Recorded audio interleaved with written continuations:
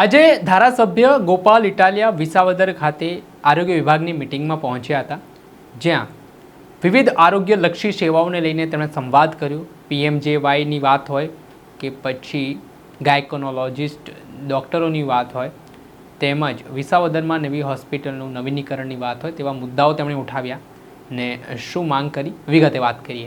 વૈષ્ણવજન તો તેને કહીએ જે પીડ પરાઈ જાનાને રે। દર્શક મિત્રો, નવજીવન ન્યૂઝમાં આપનું સ્વાગત છે। હું છું ફૈઝાન। વિસાવદરના ધારાસભ્ય ગોપાલ ઇટાલિયા અવારનવાર પોતાના નિવેદનોના કારણે ચર્ચામાં રહેતા હોય છે ને તેઓ જે રજૂઆત કરે છે તે પોતાના સોશિયલ મીડિયાના એકાઉન્ટ ઉપર મૂકતા હોય છે।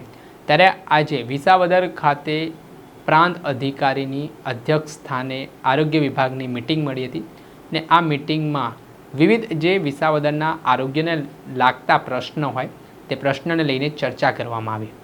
આ ચર્ચા દરમિયાન ધારાસભ્ય ગોપાલ ઇટાલિયાએ વિવિધ મુદ્દાઓ ઉઠાવ્યા ને આ મુદ્દાઓ પર હજી સુધી કામ નથી થયું તે પ્રકારની વાત કરી ને જે વિસાવદરમાં નવી હોસ્પિટલ બનવાની વાત છે તેનું કામ ઝડપી કરવામાં આવે અને લોકોને જે પાયાની સુવિધાઓ છે તેમાં લોકોને મુશ્કેલીઓ ના વેઠવી પડે તેવું આયોજન કરવામાં આવે। સાફ સફાઈ, પાણી જેવી વિવિધ બાબતોને લઈને આરોગ્ય વિભાગની બેઠકમાં ચર્ચા થઈ। ત્યારે ગોપાલ ઇટાલિયાએ શું મુદ્દાઓ ઉઠાવ્યા તે સાંભળો। આજે 12 તારીખ 12 એપ્રિલ 2026નો દિવસ છે।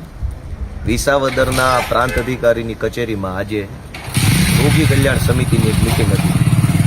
આ મિટિંગમાં મેં સભ્ય તરીકે હાજરી આપી અને વિસાવદરની સબ ડિસ્ટ્રિક્ટ હોસ્પિટલ એટલે કે વિસાવદરના સરકારી દવાખાના બાબતે લેબોરેટરીના પ્રશ્નો, દવાના પ્રશ્નો, ત્યાં દાખલ થતા દર્દીઓ માટેની સુવિધાના પ્રશ્નો, સરકારી હોસ્પિટલમાં ડિલિવરીની સુવિધા, પ્રેગ્નન્ટ બહેનોને ડિલિવરીની સુવિધા બાબતના મુદ્દાઓ, માઇનોર અને મેજર ઓપરેશનના પ્રશ્નો, આ સિવાય OPD, IPDના પ્રશ્નો, ત્યાર પછી BCUના પ્રશ્નો, બેબી કેર યુનિટ જે ન્યૂબોર્ન બેબી કેર યુનિટ હોય એના મુદ્દા બાબતે, અને ત્યાર પછી સાફ સફાઈ, પાણીની વ્યવસ્થા, CCTV કેમેરા, બીજી વહીવટી પ્રક્રિયાઓ, તમામ બાબતો ઉપર આજે મિટિંગમાં અધિક્ષક ઇજનેર સાહેબશ્રી, પ્રાંત સાહેબશ્રી, અન્ય સભ્યો બધાની હાજરીમાં મિટિંગ થઈ છે, ચર્ચા થઈ છે।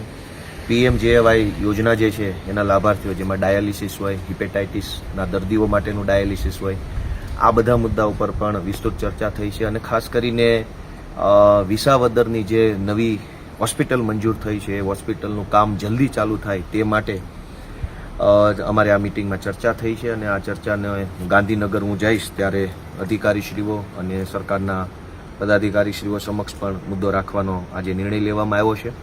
આ સિવાય વિસાવદરના સરકારી દવાખાનામાં જે કંઈ પણ દર્દીઓ આવે છે, જેમાં જેને જે સરકારી યોજનાનો લાભ મળવાનો હોય, જનની સુરક્ષા યોજના છે, એ સિવાય ઓપરેશન કર્યા પછી 48 કલાક બહેનોને જમવાનું આપવાની યોજના છે, આ બધી જ યોજનાઓ ઉપર વ્યવસ્થિત કામ થાય અને વિસાવદર આખા તાલુકાના દર્દીઓને લાભ મળે એ બાબતે ઊંડાણપૂર્વક આજની મિટિંગમાં મેં અને અન્ય સભ્યો બધાએ ભેગા મળી સૌએ ચર્ચા કરી છે, પોઝિટિવ રીતે ચર્ચા કરી છે।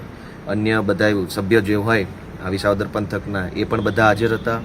બધાએ એક સુરે વિસાવદર વિસ્તારના દર્દીઓને, જનતાને ફાયદો થાય એવા પ્રકારે એક સકારાત્મક ચર્ચા કરી છે। એટલે મને વિશ્વાસ છે કે વિસાવદરના સરકારી દવાખાનાની અંદર વધુ સારું કામ થશે। જે કાંઈ સારું કામ ડૉક્ટરશ્રીઓ, સરકારી કર્મચારીશ્રીઓ, અન્ય સેવાભાવી સંસ્થાઓ જે લોકો સારું કરી રહ્યા છે એ કામ વધુ સારું થાય એવા પ્રયત્નો આજની મિટિંગ માધ્યમથી કર્યા છે। Thank you.